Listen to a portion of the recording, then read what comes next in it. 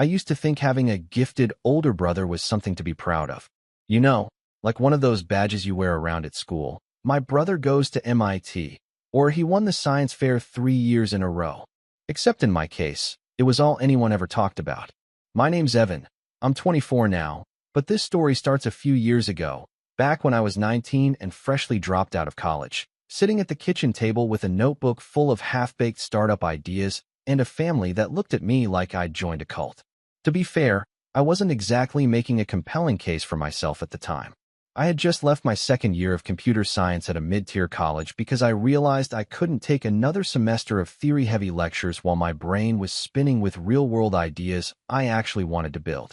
It wasn't a dramatic exit.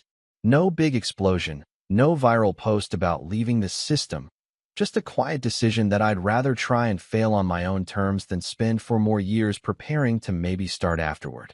But my family? They took it personally, especially my brother, Kyle. Kyle is 3 years older than me, and for as long as I can remember, he's been the golden child. Perfect SATs, full ride to Stanford, summer internships at places like Tesla and Google, and a LinkedIn page that probably gives venture capitalists goosebumps. My parents worshiped the ground he walked on, and I mean that literally. There's still a framed photo of Kyle shaking hands with Elon Musk in our living room. Meanwhile, I think the only framed photo of me is a blurry elementary school soccer picture stuck on the fridge with a cracked magnet. When I told them I was leaving college, Dad just sighed and walked out of the room. Mom said, "Are you having a breakdown?" But Kyle? Kyle laughed. Actually laughed. He leaned over the kitchen counter, still in his perfectly pressed dress shirt from some networking event he'd just come from, and said, "So what? You're gonna build the next Facebook from Grandma's garage." He didn't even try to hide the smirk. I could feel my ears burning, but I didn't say anything. Not yet. That night, I stayed up sketching out the rough framework of an app I'd been thinking about for weeks. A platform to help independent tutors monetize and scale their services without needing to go through giant companies like Udemy or Coursera. It was a niche idea, but I saw something in it.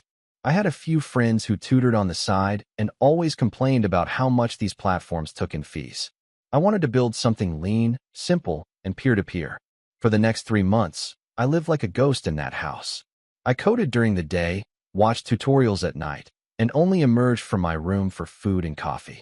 I was broke, jobless, and rapidly losing the respect of everyone around me. Kyle would pop by every couple of weeks and ask how my tech empire was going with that smug tilt of his head, like he couldn't wait to see me crash and burn. But I kept working. Eventually, I got something usable. Not pretty, but functional. I called it Clarity Link. I even onboarded a couple of real tutors from a Reddit thread, just to test it. They liked it. They actually liked it. One of them messaged me and said it felt more human than anything else they'd used. That one line kept me going for another month. Then one day, Kyle knocked on my door, which was weird. He never came to my room. Usually, he barked from the hallway or texted like I was some distant cousin he barely tolerated. But this time, he came in with a mug of coffee and a sudden interest in what I'd been working on. At first, I didn't think much of it. Maybe he was trying to be supportive for once. He asked questions, good ones, actually, about scalability, payment processing, what market I was targeting, how I planned to deal with regulations around online education. I was surprised. It felt like, for the first time, he saw something in me that wasn't just a screw-up younger brother. We ended up talking for almost 2 hours. Looking back, I should have been more careful. Over the next few weeks, Kyle started showing up more often. At first with casual curiosity, then with feedback, then ideas. He mentioned he was working on a thesis project for one of his graduate classes that kind of aligned with some of what I was doing. He asked if he could look at my pitch deck, not to steal, of course, but just to see how I was structuring it. "I want to give you pointers," he said. I was hesitant, but this was my brother. I mean, we had our differences, sure, but we shared bunk beds for 10 years. We used to team up to sneak cookies at night.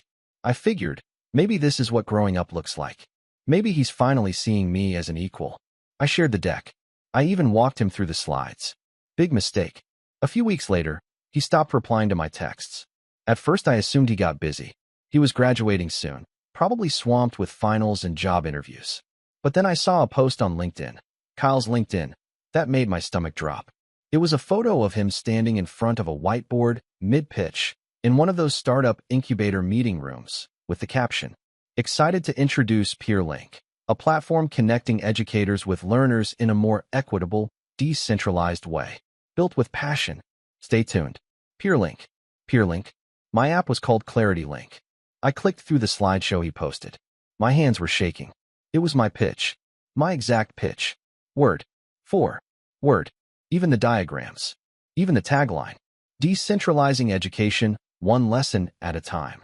I stared at the screen, heart pounding, mouth dry. I scrolled to the comments. Genius idea, Kyle. Brilliant execution. Can't wait to invest. One of the top comments was from a former Stanford professor. Let me know when your seed round opens. My vision blurred. I spent the rest of the night pacing my room like a maniac, flipping through my notes, my prototypes, everything I'd built. I knew what this meant. If Kyle was presenting this in a formal incubator setting, it meant he'd already filed the pitch under his name. Maybe even the IP. Maybe more. But the worst part? My parents were proud. When I brought it up to them the next morning, told them that Kyle had copied my project, they acted like I was being petty. Mom said, "You should be flattered he thought it was good enough to pursue." Dad added, "You should have done more with it. You let it sit on your laptop for months."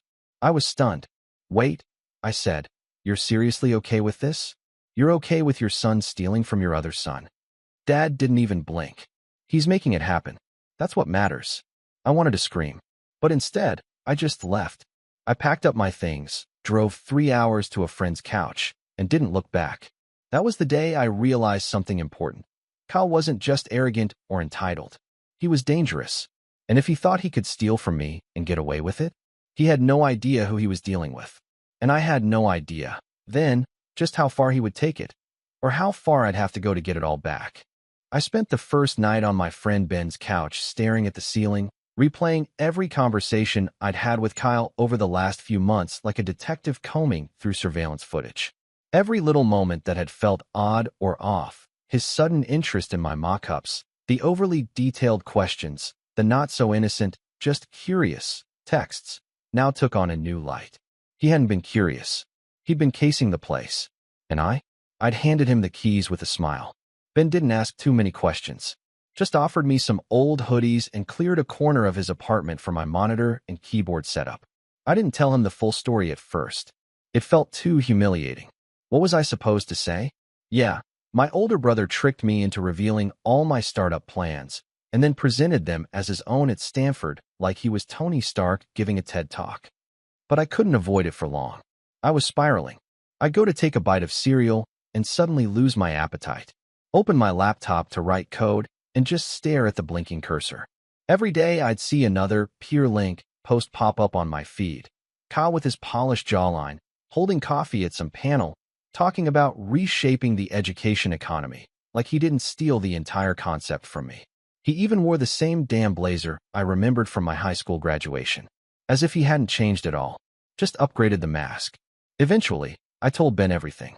He leaned back in his chair, arms crossed, just staring at me for a few seconds. Then he whistled.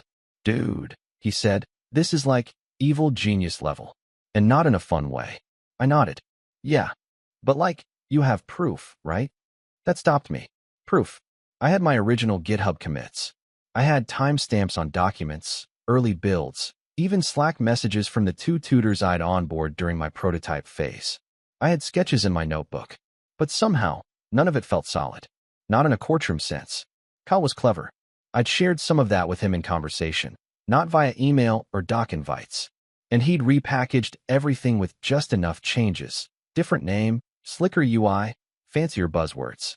It was like he'd watched my house being built, brick by brick, then constructed his own on the same foundation but painted it a different color and called it original. Still, I started compiling everything. Backups, screenshots, dated prototypes. I told myself I was just protecting my work, but deep down, I already knew. I wasn't going to just let this go. Not anymore. Meanwhile, Kyle's fame was growing. He got into a high-profile startup accelerator, one of those flashy, Silicon Valley darlings that loves throwing buzzwords like disruption and impact around. He did interviews, podcasts, even got featured in a top 30 under 30 article on some startup newsletter that my mom printed out and laminated. I kid you not. She put it on the fridge, right next to my third-grade art project and a coupon for frozen lasagna. She called me that day. "Did you see what your brother accomplished?" "I did," I said flatly. "You must be so proud of him. You always looked up to him, remember?" I stayed quiet. Then she added, "Maybe you could help him out? Be part of the team. He said you were interested in education tech, right?" That's when I hung up. I sat there staring at my phone like it had just burst into flames in my hand. It wasn't just that they didn't believe me. It was that they didn't care. Kyle could have announced tomorrow that he also invented the light bulb and cured polio, and my parents would have just asked if he needed help filing the patents. I wanted to disappear. But something else was happening inside me too, like a slow burn. Anger, sure, but something sharper too. Not rage. Focus. That was the day I decided I wasn't going to wait for justice. I was going to make it. Still, I didn't know how. Not yet. I started with something small, reaching out to those original tutors I had on board. One of them, Mari, remembered me immediately. She even still had our chat logs and a screenshot of the Clarity Link prototype I'd sent her. The timestamp predated any of Kyle's activity. She said she'd noticed a similar platform being promoted on LinkedIn and thought it looked awfully familiar. I told her I was building a case and might need a statement. "I'm in," she said without hesitation. That guy gives me the ick anyway. One small win. But the next day, I got an email from a Stanford address I didn't recognize. Subject line, PeerLink founder's request, urgent. It was from someone named Rishi Patel, Kyle's co-founder.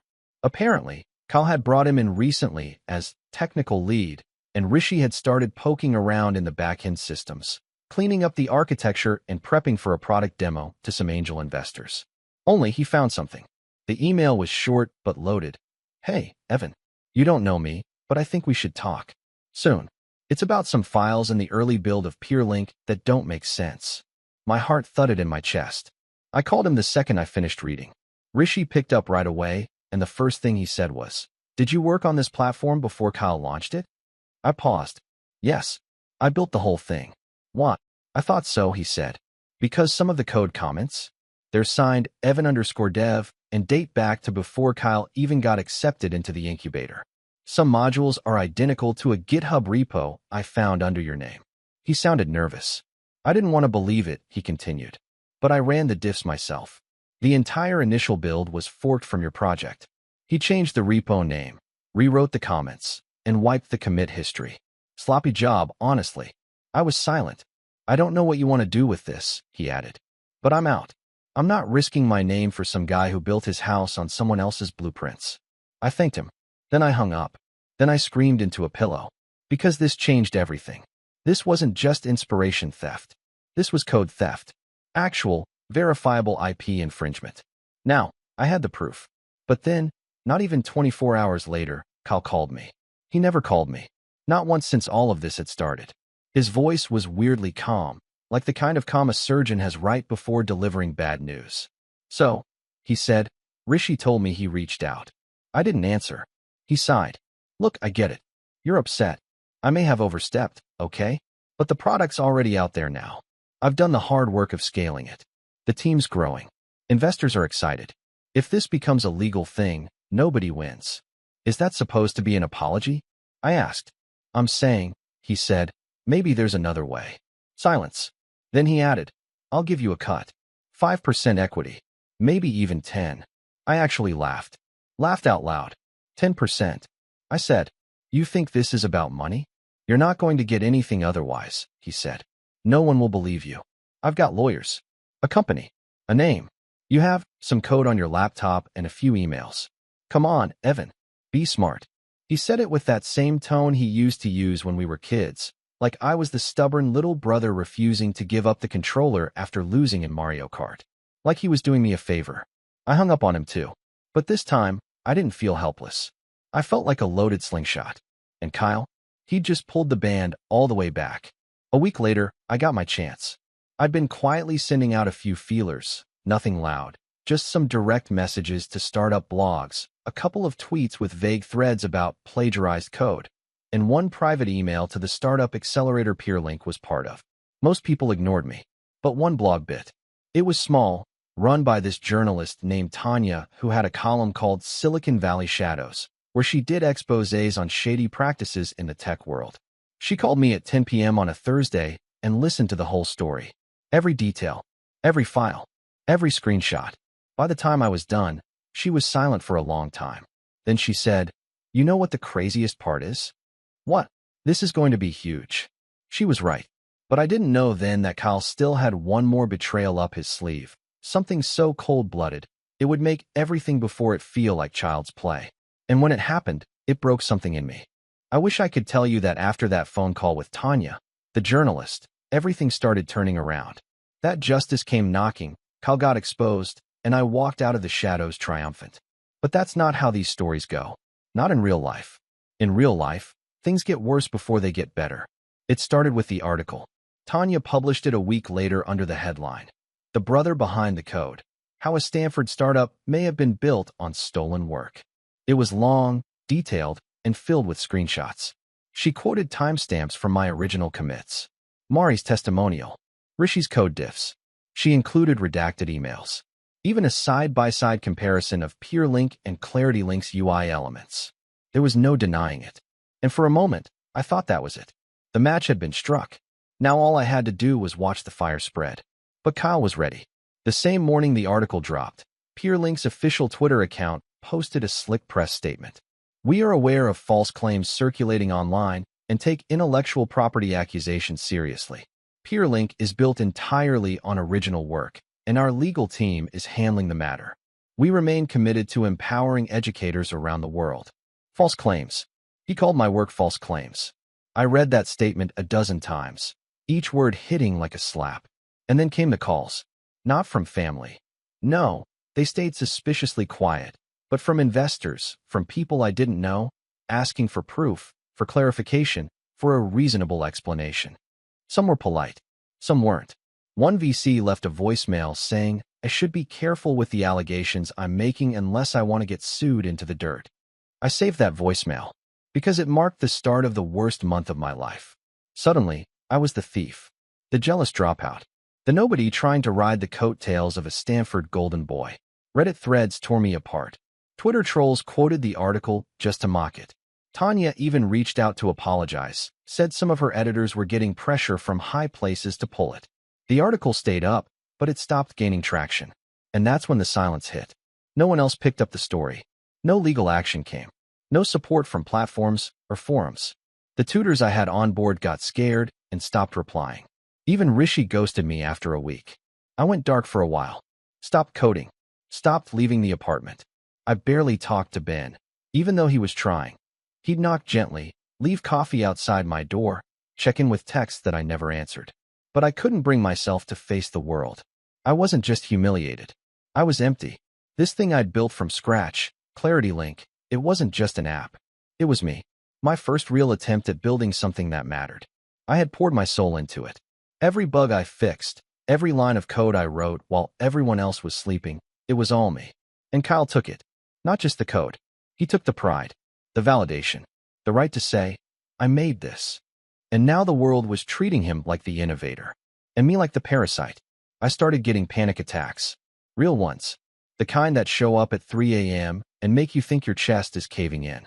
I'd wake up sweating, gasping for air, clawing at the bedsheets like I was drowning.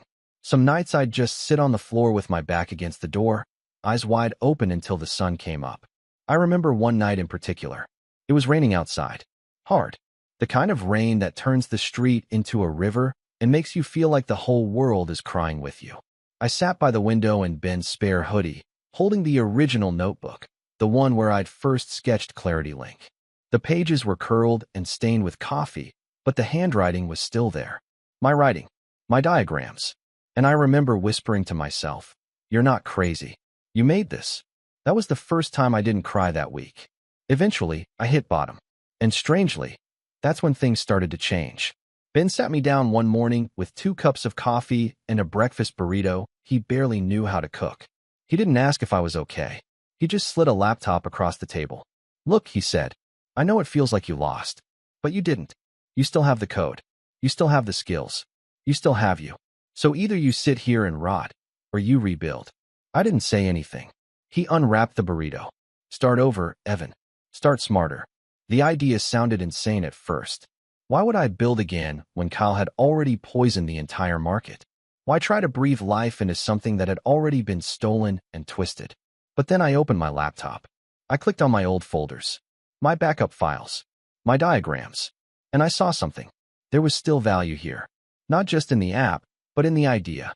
Clarity Link wasn't just a prototype. It was a vision. PeerLink was bloated and corporate and too VC polished. My version was lean, community-driven, real. And more than that, it wasn't just tutors anymore. I started thinking bigger. There were thousands of creators out there, artists, coaches, translators, fitness instructors, all trying to monetize one-on-one sessions without giving away a chunk to middlemen. What if Clarity Link became something broader? A platform for anyone to sell personalized expertise directly? I spent the next 6 weeks rebuilding from the ground up. New brand, new name, new structure. I called it Signal Spark. Ben helped me register a domain. A friend from college I hadn't talked to in years helped with the front-end polish. I tapped a guy from Reddit to help with a more secure payment system. Slowly, quietly, we stitched together a product. No ads, no social media posts, no drama. I wasn't trying to fight Kyle anymore. I was trying to outlast him. In the meantime, I also took some advice from a lawyer friend of Ben's. We organized all the IP evidence, filed copyright claims, laid down some early legal groundwork, not to sue immediately, but to be ready. Every time I thought about Kyle's smirk, I imagined what it would feel like to wipe it off his face in front of people who used to worship him. But that day would come later. Right now, I was still rebuilding. And rebuilding meant starting small. I launched Signal Spark in beta mode, just 10 users. All people I knew or had been referred to by friends. I wanted feedback, bug reports, real usage data. No flashy onboarding or VC decks. Just a quiet test. And the crazy thing? They loved it. One guy, a guitar coach from Toronto, said it helped him double his weekly bookings. Another, a language tutor in Berlin, messaged me saying, "This feels like the future." Little by little, Signal Spark started growing. I didn't need a launch party. I didn't need hype. I just needed users who actually cared. And I had them. One night, around 2 a.m., I looked at the live dashboard and saw a notification, 100 session completed. I just sat there and stared at the number. 100 real sessions. No PR team. No Stanford credentials. No billion-dollar valuation. Just me and my work. And then, right as things were stabilizing, the call came. It was from my dad. That alone was rare. I answered cautiously. "Hey." His voice was tight. Not angry. Not excited. Just tense. "You need to come home," he said. "Now." "Why?" "It's Kyle," he said. "Something's happened." There was a pause. Then he added, "And I think you're going to want to see it for yourself." I hung up. And I stood there, phone still in hand, heart racing. Because something told me. This was the moment everything would change. The drive home felt surreal. It had been almost 5 months since I left. 5 months of silence, bitterness, and distance carved by betrayal. I wasn't even sure why I agreed to go back. Maybe I wanted to see for myself if something had really changed. Or maybe a part of me still wanted to be seen, not by Kyle, but by the parents who had written me off like some failed lottery ticket. It was a 3-hour trip down winding highways and through empty suburbs that hadn't changed a bit. Same potholes, same gas station with the broken ice machine, same sleepy neighborhoods where the only difference between Tuesday and Sunday was how long the mail took to arrive. But I wasn't the same. When I finally pulled up to the house, I didn't feel like a son coming home. I felt like a man walking into a boardroom he was about to quietly dismantle. My dad opened the door before I knocked. He looked older, more tired than I remembered, a line of worry between his brows that hadn't been there before. He didn't say much, just nodded toward the living room. I stepped inside and was immediately hit with the smell of the same old lemon cleaner Mom always used, like the house had frozen in time. Except the silence was different. It wasn't the quiet of a lazy Sunday afternoon. It was the silence of tension, of secrets. I walked in and saw Kyle sitting on the couch, shoulders slumped, hair disheveled. He didn't even look up at me. That alone was jarring. Kyle never looked anything less than meticulously put together. This was a guy who'd once ironed his hoodie before a family dinner. But now, he looked like he hadn't slept in days. Mom stood nearby, arms folded, eyes darting between us like she was waiting for a bomb to go off. No one spoke at first. Then Kyle muttered, "They pulled out."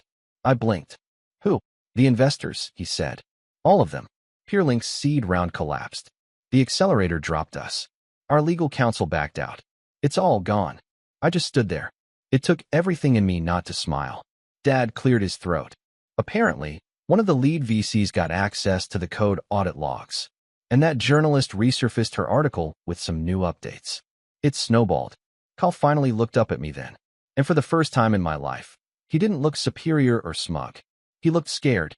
"You did this," he said, voice barely above a whisper. "No," I said. "You did this. I just stopped covering for you." He didn't respond, just stared at the floor like it might open and swallow him whole. Mom spoke next. "Can't you just let this go? You made your point. What's the point of destroying your own brother's life?" I turned to her, incredulous. "You think I'm destroying his life? He stole from me, lied to everyone, used me. He was just trying to make something of himself," she snapped. "You don't understand the pressure he's been under. You're so focused on revenge." I cut her off.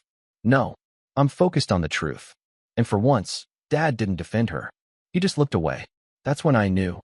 They weren't calling me home to warn me or apologize. They were hoping I'd stop, that I'd back off now that the empire was crumbling. But I wasn't done, because this wasn't about public shaming anymore. This wasn't about the investors or the news articles or Twitter commentary. This was about setting the record straight. Permanently. After I left that night, I called Ben. "Is it time?" he asked. "Yeah," I said. "Let's build the presentation." We spent the next few weeks planning everything. This wasn't about rubbing Kyle's nose in failure. It was about reclaiming what I built. For real. No more whispers. No more, "maybe he helped" rumors. I wanted the world to know exactly how PeerLink was born and exactly who gave it life. The opportunity came faster than I expected. Tanya, the journalist, reached out again. Apparently, the article had found its second wind after the VCs pulled out, and now a few tech ethics forums were buzzing with interest. One of them was hosting a panel in San Francisco, Ethics and Innovation. Who really owns the idea? She asked if I wanted to speak. At first, I hesitated. Public speaking wasn't my thing. My palms got sweaty reading off index cards in high school. But this wasn't about giving a TED Talk. This was about planting a flag. "I'm in," I told her. Ben and I spent hours rehearsing.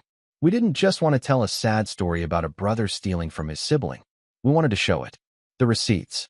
The emails. The side-by-side comparisons. The Slack logs. Rishi even sent a written statement verifying everything he'd seen. We weren't just presenting a sob story. We were presenting evidence. The panel was scheduled for a Thursday afternoon. Tech writers, startup founders, a few venture firms, even students from Stanford and Berkeley. Tanya said some of the people who originally backed Kyle might even be in the audience.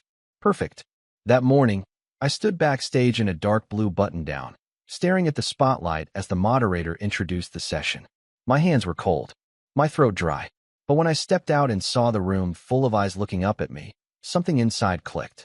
This wasn't fear. It was clarity. I started with a simple sentence. "Hi, I'm Evan, and I'm the guy behind the app you probably know as PeerLink." There was a ripple of whispers. And then I told the story. No embellishments. No melodrama. Just facts. Dates. Screenshots. Descriptions. I walked through the early days of Clarity Link, how I shared it with my brother, how he mirrored the code base, how he tried to erase the origins but couldn't scrub the details. And then I dropped the final slide. Signal Spark, built by creators, for creators. From the ground up. No middlemen. No lies. The applause didn't come right away. But when it did, it wasn't just polite. It was real. After the panel, people came up to shake my hand, ask questions, invite me to coffee. One founder said he wanted to talk partnerships. Another said, "I've seen dozens of pitch decks this year, and yours is the only one that felt like it came from the heart." I walked out of that building lighter than I'd felt in months. Not just because I'd won a battle, but because I had finally stepped out of Kyle's shadow. But Kyle wasn't done. Because a week later, I got served a formal legal notice. Kyle was suing me for defamation. It was ridiculous. Every claim I'd made was backed by logs and files and dated documentation. But this wasn't about winning in court. It was about intimidation. He was hoping to drown me in legal fees, force me to settle, shut me up. But what Kyle didn't know was that while he'd been busy pretending to be a founder, I'd quietly become one. Signal Spark had just secured its first round of funding, real funding, from ethical backers who believed in transparency, not corporate spin. We weren't flush with cash, but we had enough to fight back. And I was ready. I wasn't the same kid he'd mocked in the kitchen for dropping out. I wasn't the ghost coding in silence while he gave interviews. I was building. I had traction. I had proof. And soon, I'd have something even better. The upper hand. Because Kyle had made a fatal mistake. He brought the fight to me, in public. And now, I was going to dismantle his last shred of credibility. In front of the one audience he could never afford to lose. I didn't flinch when the legal notice arrived. If anything, I smiled. Because Kyle had finally played his last card, and it was weak. A defamation suit against me. A man with logs, source code, contracts, backups, witnesses, and receipts was like throwing a wet match onto a bonfire and expecting it to snuff the flames. Still, I didn't act impulsively. We let it sit. My lawyer, Nina, a quiet, unshakable beast of a woman with the precision of a scalpel, reviewed the filing. She blinked once after reading the claims and said, "He just handed us the microphone. You ready to talk?" "More than ever," I said. Step 1 was simple. File a countersuit. Copyright infringement. IP theft. Fraudulent misrepresentation. We attached everything. The original Clarity Link files. Metadata from my GitHub repo. Chat logs. Rishi's audit. Mari's testimonials. Tanya's updated article, now with over 100,000 shares. The conference footage. Ben's notarized statement from the early prototype phase. And then we did what Kyle would never expect. We took it public. Tanya ran the update first. Startup sibling scandal escalates. Original founder files copyright suit after defamation attempt. Her headline wasn't subtle. She didn't need to be. Every tech outlet followed within hours. And the story exploded. Again. But this time, no one came to Kyle's defense. Not the VCs. Not the accelerators. Not even our parents. Because this time, I brought everything. On my own blog, I posted a full timeline, not just of the code base and the plagiarism, but of the personal betrayal. I wasn't trying to play the victim. I was telling the truth. And I ended the post with a link to Signal Spark's public beta. That link got 20,000 signups in 3 days. Ben and I spent every hour after that fighting to keep up with the traffic. New tutors. New creators. We had podcasters offering coaching, therapists opening safe space sessions, even musicians selling one-on-one lessons. The floodgates were open, and Signal Spark didn't just stay afloat. It thrived. Meanwhile, Kyle? He was drowning. It turned out his original PeerLink code was riddled with bugs, half-patch modules he barely understood, and plagiarized logic he couldn't explain. With his co-founder gone, his dev team dissolved, and legal fees piling up, he did what Kyle always did when things got hard. He vanished. By the time we got to court, he had already lost the public battle. Now he was about to lose the legal one. I sat in the courtroom across from him, the same room where they called roll and read out cases in that stiff, echoing voice. Kyle wouldn't even look at me. He looked hollow. No fancy blazer. No confident smirk. Just a deflated shell and a cheap suit his lawyer probably picked out for him. The judge was methodical, quiet, focused, and mercilessly efficient. The evidence was stacked too high to ignore. Our claim was airtight. Kyle's countersuit crumbled under 5 minutes of cross-examination. He admitted, under oath, that he had accessed my prototype and took inspiration from it. "Inspiration," he said. The judge interrupted. "Are you aware that copying code, UI structure, and user flow verbatim, even from a sibling, constitutes theft?" Kyle nodded. His lawyer didn't even try to object. Judgment was ruled in my favor. Kyle was ordered to pay damages. The court mandated him to issue a public retraction, take down PeerLink entirely, and cease development of any related educational tech based on the Clarity Link source for a minimum of 5 years. But none of that was the real victory. The real victory came a week later. My parents called. I didn't answer the first time, or the second. On the third, I picked up. My mom's voice was thin, uncertain. "Evan, we read the article. Everything. We didn't know how bad it was. We didn't understand." "No," I said. "You didn't want to understand." There was silence. Then a small, broken sentence. "We're proud of you." It didn't feel warm. It felt late. "I didn't build Signal Spark to make you proud," I said. "I built it because I had something real to offer. You just couldn't see it until strangers told you it mattered." Another silence. Then, "We miss you." I ended the call without responding. Because some things, once broken, don't go back the same way. Signal Spark kept growing. Within a year, we had over 50,000 active users. A new office. A real team. We stayed independent. No VC interference, no corporate corruption. Just creators supporting creators. And every time someone asked how it started, I told the truth. Not to gloat, but because truth matters. A year later, I was invited to speak at another panel. Resilience in Tech. Building after betrayal. I stood on the same kind of stage Kyle once dreamed of, in front of a sold-out room. I looked out at all those young founders, some scared, some skeptical, all hungry, and told them the story. All of it. I ended with the same line I told myself that night on Ben's couch, back when I felt like nothing. You're not crazy. You made this. Afterward, a kid maybe 19, just like I was, came up to me, hands shaking, eyes wide. My brother's trying to take credit for something I built, he said. No one believes me. I handed him my card. Now someone does. Last I heard, Kyle moved across the country, took some forgettable job in middle management, deleted most of his social media. He never tried to rebuild, never apologized, and I never needed him to, because I didn't rebuild to get revenge. I rebuilt to remember who I was before they made me forget. And when I look back now, at the theft, the silence, the laughter, the courtroom, the applause, I don't feel bitter. I feel clear. Because when you build something with your own hands, no one can take that away from you. Not forever. Not even family. And when the truth finally shows up to the table, it doesn't shout. It just sits down, and everyone else goes quiet.